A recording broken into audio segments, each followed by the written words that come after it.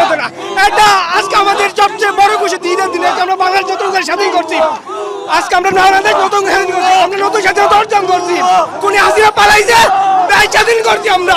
এটার বিচার চাই, বিচার চাই, বিচার চাই, বিচার চাই। আসলে বহুদিনের চাপা ক্ষোভ, সকলের মাঝে বহুদিনের চাপা ক্ষোভ, এটা আজকে প্রকাশ করার সুযোগ পেয়েছে সবাই। এই জন্য সবাই অতি আনন্দের, সবাই মাঠে নেমেছে, সবাই মাঠে নেমেছে।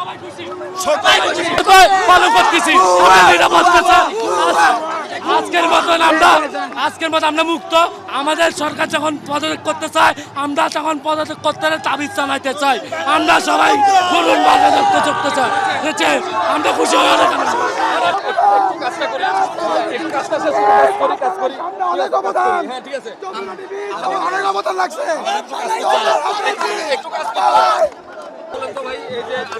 এটা বলে বোঝানো যাবে না। এখন যে খুশি, এখন আমাদের দাবি হলো আমরা যে গণহত্যা হয়েছে এগুলোর বিচার চাই।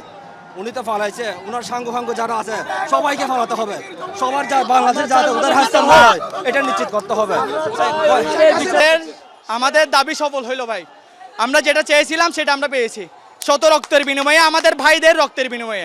আমরা যেসব ভাইরা মরে গিয়েছে চলে যাওয়ার আগে, শহীদ হওয়ার আগে আমাদেরকে বলে গিয়েছে আমরা যাতে দেশটা যাতে দ্বিতীয়বার স্বাধীন করে যাই। ইনশাআল্লাহ আমরা পেরেছি। প্রথমে শ্রদ্ধা ভরে স্যালুট জানাতে চাই আমার সেই ভাইয়েরা, যে ভাইয়েরা রক্ত দিয়ে, জীবন দিয়ে আজকে দ্বিতীয়বার আমাদের বাংলাদেশের স্বাধীনতা এনে দিয়েছে। পাশাপাশি আমি বলতে চাই নতুন যে সরকার আসবেন, যিনি আসবেন, ওনাদের জন্য একটা চ্যালেঞ্জ থাকবে যে জনগণের সরকার চাচ্ছে বারবার বাংলাদেশ, জনগণের প্রতিশ্রুতি বারবার জনগণের প্রতিশ্রুতি রক্ষা করতে। কেউ যদি দেশ থেকে নিয়ে এক চুল, এক বিন্দু পরিমাণ যদি দেশকে নিয়ে খেলতে চায় বা ষড়যন্ত্র করতে চায়, আমরা কোনোদিন সুযোগ দিব না। ছাত্র সমাজ এবং সাধারণ সমাজ। এখন দাবিটা কি? এখন আমাদের দাবি হচ্ছে সুষ্ঠু সরকার গঠন করুক এবং দেশটা সুন্দরভাবে পরিচালনা করুক। এইটাই আমাদের চাওয়া, আমাদের আর কিছু চাওয়া নাই। এখন একটা প্রশ্ন হলো যে প্রশ্ন ফাঁস থেকে শুরু করে ব্যাংক ডাকাতি, মানে ব্যাংক উধাও করে দেওয়া, দুর্নীতি একেবারে রন্ধে রন্ধে ঢুকে গেছে। সামনে যে সরকার আসবে তাদেরকে এই বিষয়গুলো আসলে দেখতে হবে কিনা, অবশ্যই দেখতে হবে এই ব্যাপারে সোচ্চার। হ্যাঁ, একটু যদি বলেন।